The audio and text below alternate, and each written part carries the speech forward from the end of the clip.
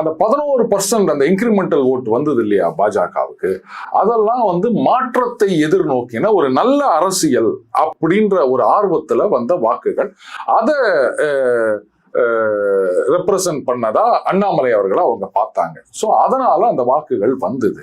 இப்போ அங்க அண்ணாமலையை சைட்லைன் பண்ணதோட இல்லாம அவர் மீது ஏராளமான அவதூறு பிரச்சாரம்.